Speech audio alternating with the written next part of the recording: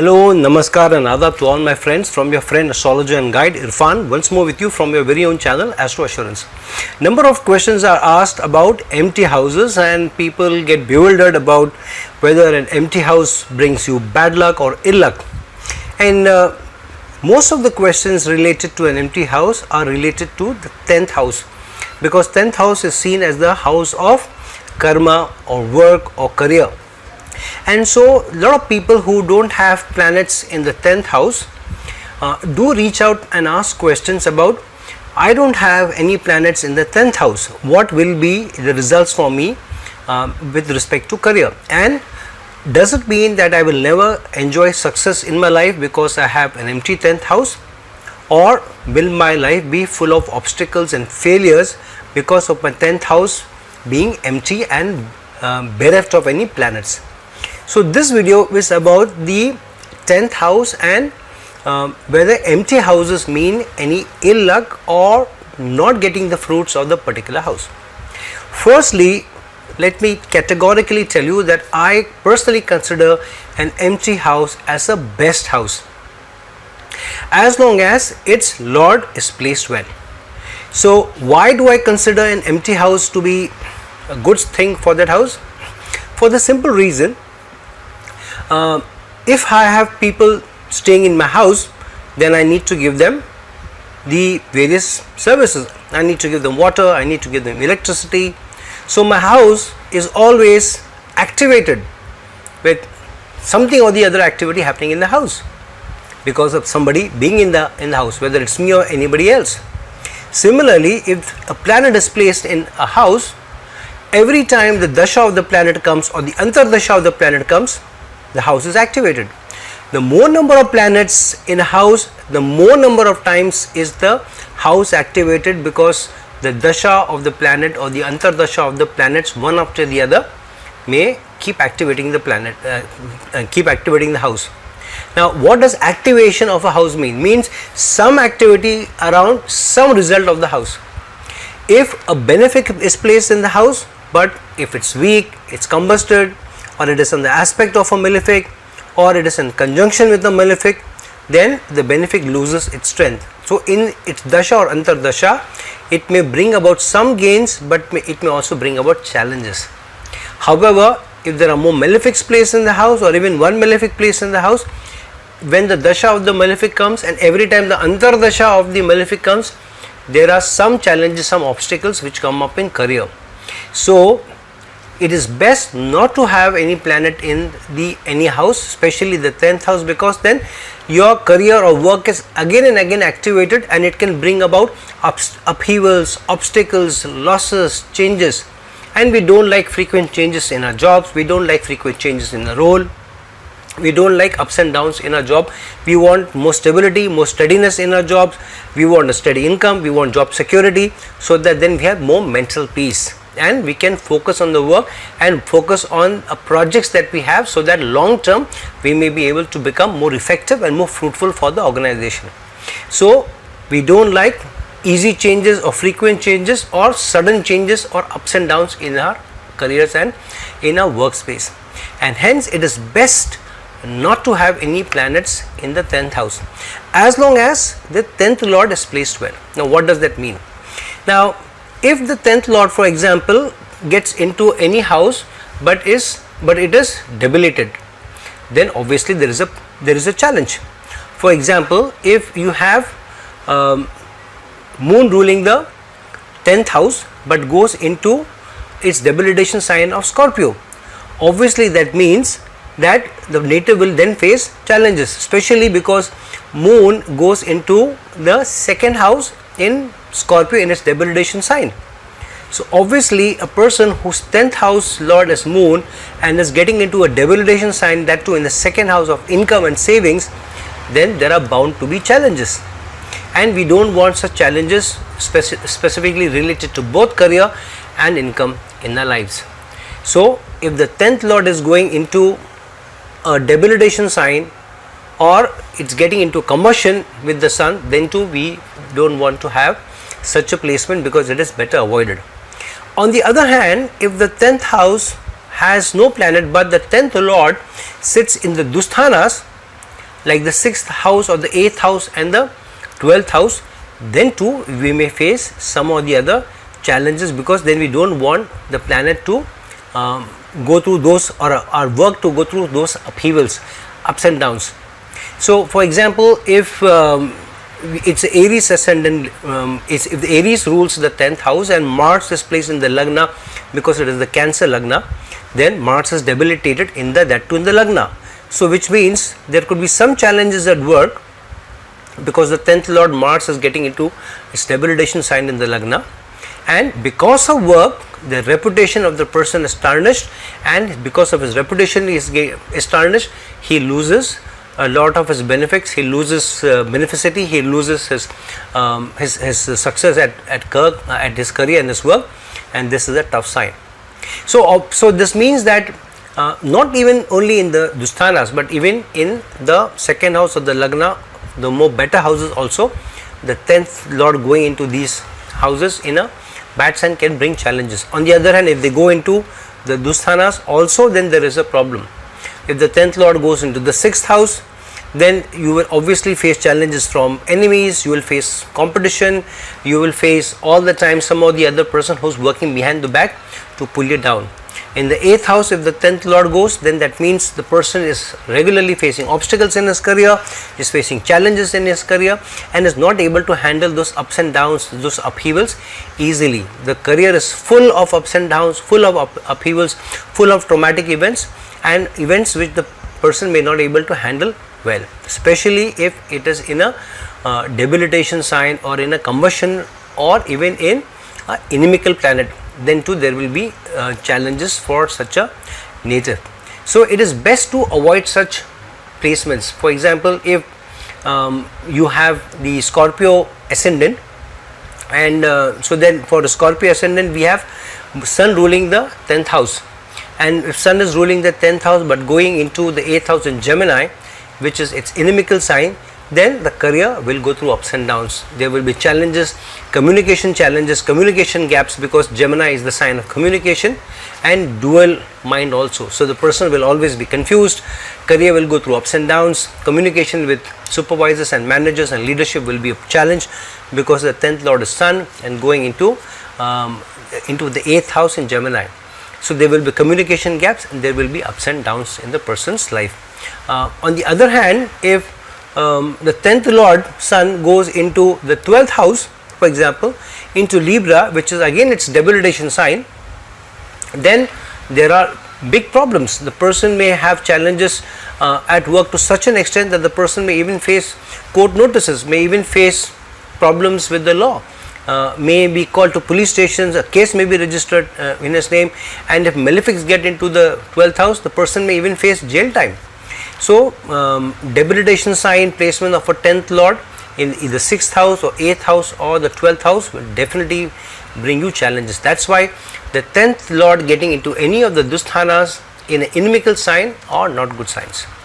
On the other hand, if the 10th Lord gets into any of the Dusthanas but in a friendly sign, or especially in exaltation, then it can be a blessing in disguise. For example, if Moon is the ruler of the 10th house, which is possible for the Libra ascendant native, and if Moon gets into the 8th house in the Taurus sign where it gets exalted, then the 10th house is getting connected to the 8th house where the 10th Lord is in exaltation, which means that the person can do extremely well in traumatic events and use the traumatic events, traumatic environment, upheavals, obstacles laced environment to rise high in life. Lot of surgeons who work in hospitals where they face trauma on a day-to-day basis, or founders of or leaders or proprietors of NGOs may also have such a placement. People who are into research and then use their research minded effort to come through a breakthrough ideas and plans, and then to be awarded, is also the sign of 10th Lord Moon being placed in the 8th house. On the other hand, if you have a Scorpio ascendant native and the 5th house, the 10th house is ruled by Sun, and if Sun then gets into its exaltation sign in the 6th house in the Dusthana, then too the career can be very well guided by the exaltation of the sun in the 6th house. This means that the person will overcome all inimical position, all competition, and in service and career will rise to the highest accolades or highest position at his work. He may be rewarded, he may be decorated, and he will definitely reach the highest leadership position at work if he keeps putting in the effort. He will be seen as a leader with a lot of integrity, lot of respect, and somebody who is a go-to person and is a troubleshooter. So an exalted sun in the 6th house, when sun rules the 10th house, is a fantastic placement to do very well in career. On the other hand, if you have an Aquarius ascendant native where Mars rules the 10th house by virtue of ruling the sign of Scorpio, and then gets placed in the 12th house in Capricorn where Mars is exalted, then too this is a strong sign of the 10th lord going into Dusthana, which is the 12th house, but into an exaltation sign, which means that this person could be doing very well in the armed forces, in the police force, in army, and can reach the highest levels of being in the senior-most position in the constabulary, in police force, or in armed forces. And this person can be placed because of his very high capabilities in the most tough of placements in on the borders, and yet be able to win accolades for his country and keep the enemy at bay, and in some cases also win the highest gallantry awards. Some of the people, the most decorated people who have laid down their lives and sacrificed their lives for their nation, but been decorated, respected, and their names have lived on for long, are people with the 10th lord in an exaltation placement in the 12th house, maybe with even a Saturn or a Ketu. So this is a very, very good and auspicious placement to have if the 10th lord is getting into a exaltation sign either in the 6th house or the 8th house or even the 12th house. So an empty 10th house, but with its planet, its ruling planet, the lord of the house placed in a good sign, in a good house, even in the Dusthanas, can be a good thing, and it should not be something that you get scared of.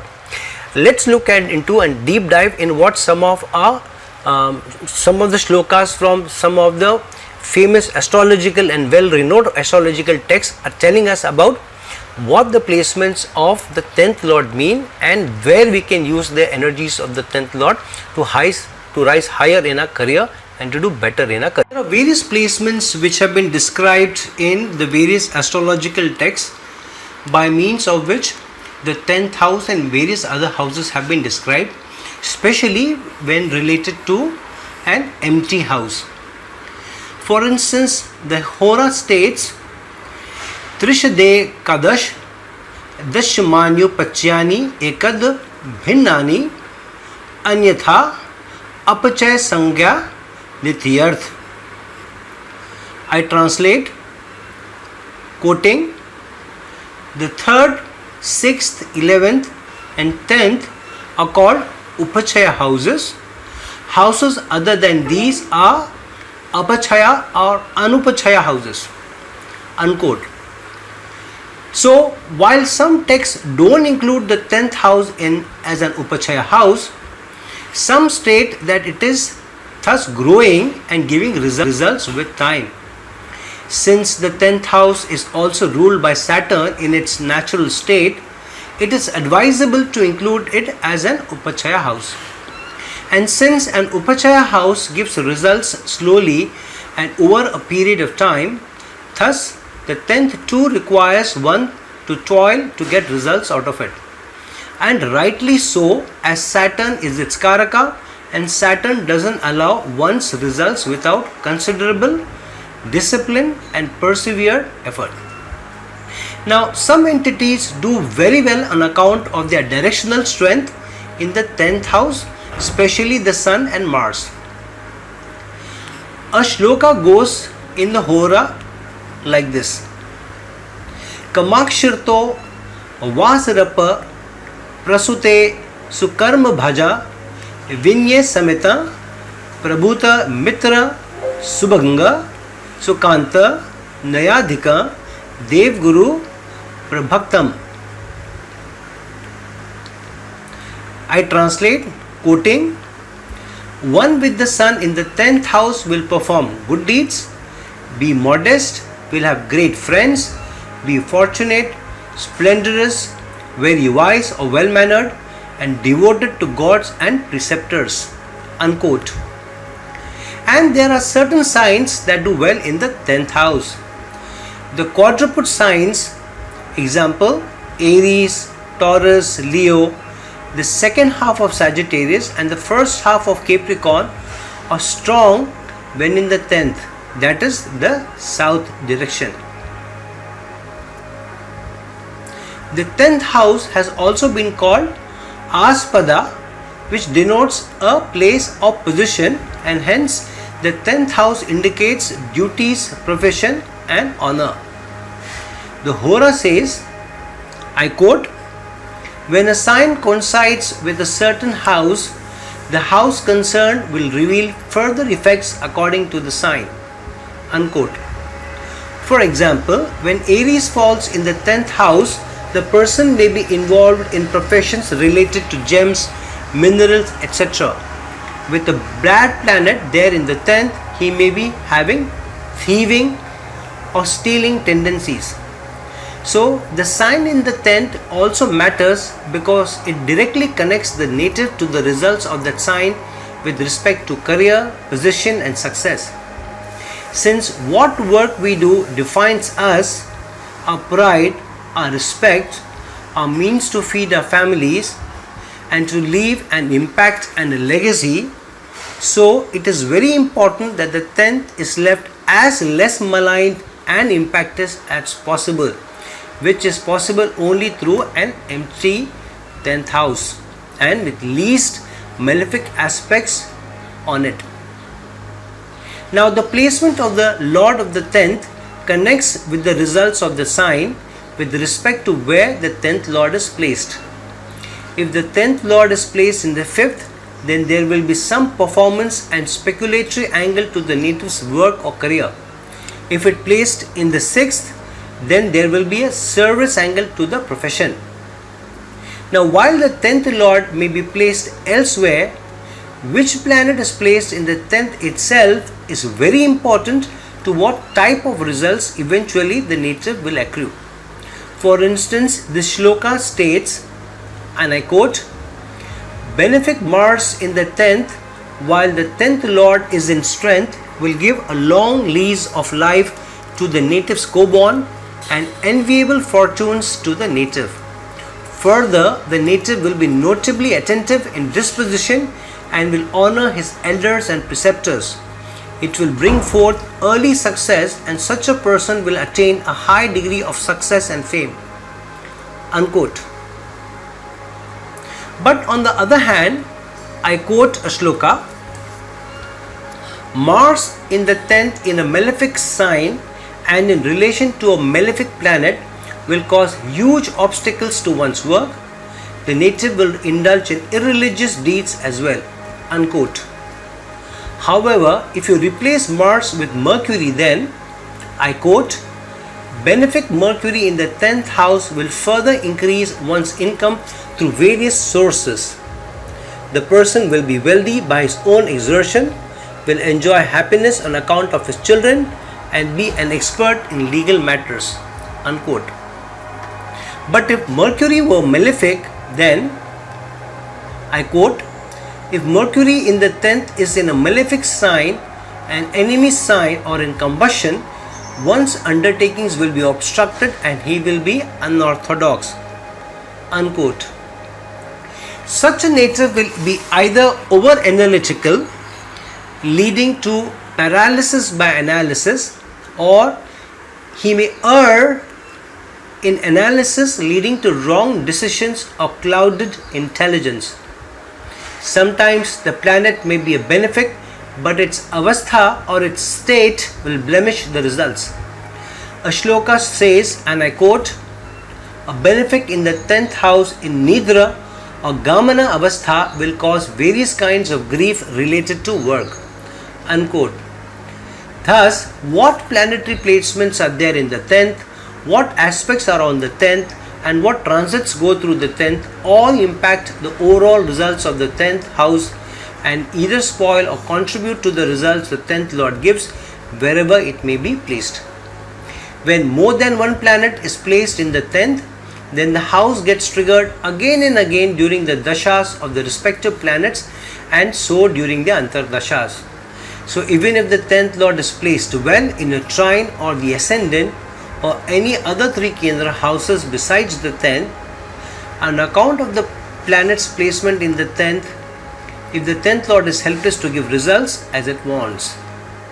And because of the 10th house getting triggered again and again, it is in a constant state of dynamism, meaning something or the other is always happening, with its results leading to constant ups and downs and unpredictability. One place where one doesn't need unpredictability is his family and work or career, and so one will not appreciate unpredictability related to the 10th house and work. So the 10th and the 4th house are better off without any planets in them, rather than more planets placed in them, triggering them for both good and bad results again and again.